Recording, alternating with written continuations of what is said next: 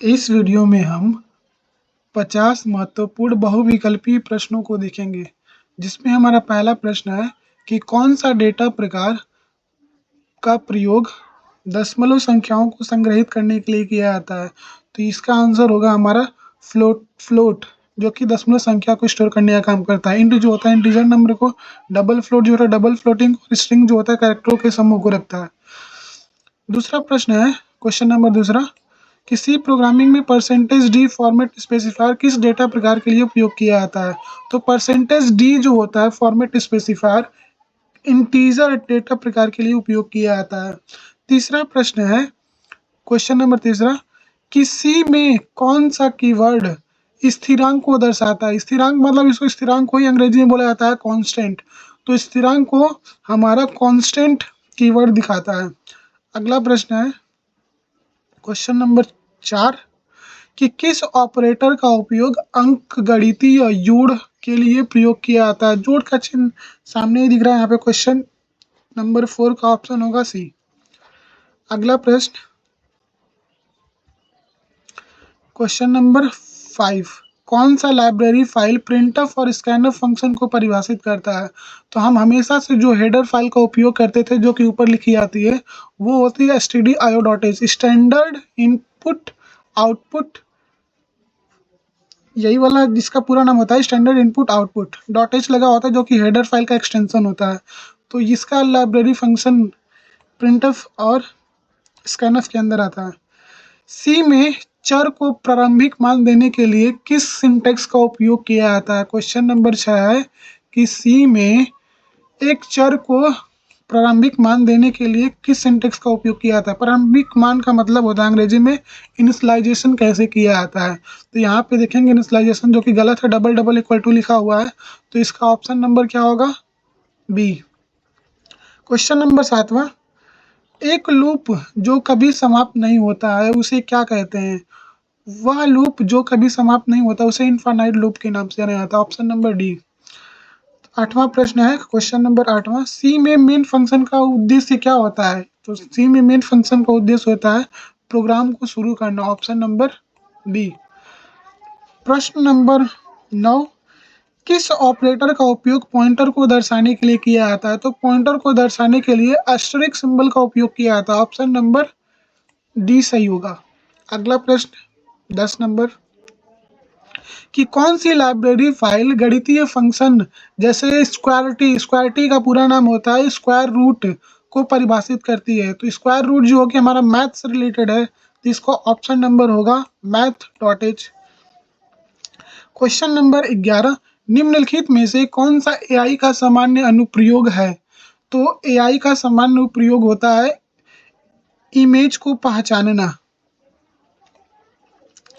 अगला प्रश्न है 12 नंबर, कि एआई के संदर्भ में एनएलपी का पूरा नाम क्या होता है। एनएलपी का जब हमने क्लास लिया था तो बताया था कि एनएलपी का पूरा नाम होता है नेचुरल लैंग्वेज प्रोसेसिंग। तो ऑप्शन नंबर कौन सा सही होगा, natural language processing, option number B.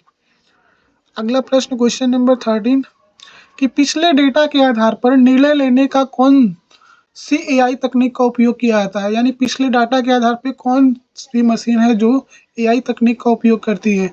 तो वो होती है मशीन लर्निंग। मशीन लर्निंग जो होती है, जितनी सारी मशीनें होती हैं अपने पिछले कार्य के अनुभव के आधार पर वो अपना निर्णय ले लेती हैं। अगला प्रश्न है 14 नंबर, कि न्यूरल नेटवर्क किससे प्रेरित है। तो ये न्यूरल नेटवर्क जो होता है मानव के मस्तिष्क से प्रेरित है। ऑप्शन नंबर ए। निम्नलिखित में से कौन सा एआई का प्रकार नहीं है। तो नैरो ये एआई का प्रकार है, जनरल भी एआई का प्रकार है, सुपर इंटेलिजेंट है। तो इसका ऑप्शन नंबर क्या होगा, डी। यूएवी का पूरा नाम क्या होता है। तो यूएवी का पूरा नाम होता है unmanned aerial vehicle. Unmanned aerial vehicle, option number A. Question number 17, drone उड़ने के लिए कौन सा घटक आवश्यक होता है। तो ड्रोन उड़ने के लिए प्रोपेलर का होना जरूरी है। प्रोपेलर जो होता है ड्रोन को अपलिफ्ट करने का काम करता है, उड़ाने का काम करता है। क्वेश्चन नंबर 18, ड्रोन पर गिबल का उद्देश्य क्या होता है। ड्रोन पर गिबल का उद्देश्य होता है कैमरे की स्थिरता को प्रदान करना। क्वेश्चन नंबर 19 है कि ड्रोन नेविगेशन के लिए कौन सा तकनीक का उपयोग किया जाता है। तो ड्रोन नेविगेशन का मतलब होता है कि उसको ट्रैक करना, वो कहाँ जा रहा है, तो वहाँ पे हमारा जीपीएस का इस्तेमाल किया जाता है। कृषि में क्वेश्चन नंबर 20 है, कृषि में ड्रोन का सामान्य उपयोग क्या है। कृषि में सामान्य ड्रोन का क्या उपयोग होता है। कृषि में तो फसलों की निगरानी करने के लिए भी किया जाता है, मवेशी ट्रैकिंग के लिए भी, मिट्टी, तो सामान्य जो उपयोग होता है फसलों की निगरानी करने के लिए किया जाता है। Option number A. Question number 21, सी भाषा का जनक कौन है। तो सी भाषा का जनक डेनिस रिची को कहा जाता है। Option number B. ईबे और amazon.com किस सेगमेंट से संबंध करता है। तो ईबे जो होता है B2C के अंदर आता है।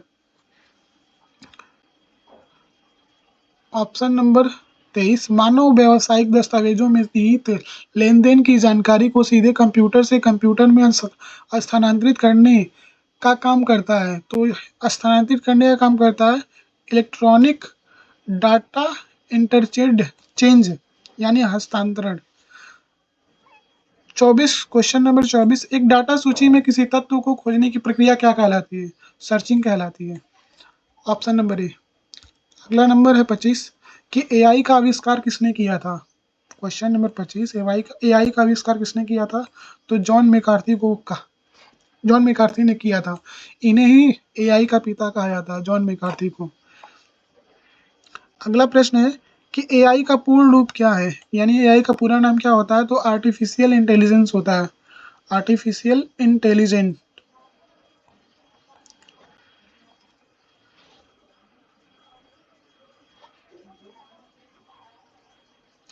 सॉरी, ऑप्शन नंबर सी नहीं होगा, ऑप्शन नंबर ए होगा, आर्टिफिशियल इंटेलिजेंस। अगला प्रश्न 27, ई कॉमर्स का पूर्ण रूप क्या है। ई कॉमर्स का पूरा नाम क्या है। तो इलेक्ट्रॉनिक कॉमर्स होता है। Option number C. Question number 28, e commerce का उपयोग किस लिए किया जाता है। तो वस्तुओं की खरीदारी और बिक्री करने के लिए किया जाता है, वस्तुओं और सेवाओं की खरीदारी करने के लिए। ऑप्शन नंबर डी सही होगा। कृषि में ड्रोन का उपयोग किस कार्यों के लिए किया जाता है। कृषि में ड्रोन का उपयोग फसलों की सिंचाई करने के लिए किया जाता है। और प्रश्न नंबर 30, एक ऐसी फाइल जिसमें से डेटा सीधे कहीं से भी पढ़ा जा सकता है क्या कहलाता है। तो वो रैंडम फाइल कहलाता है। Option number B.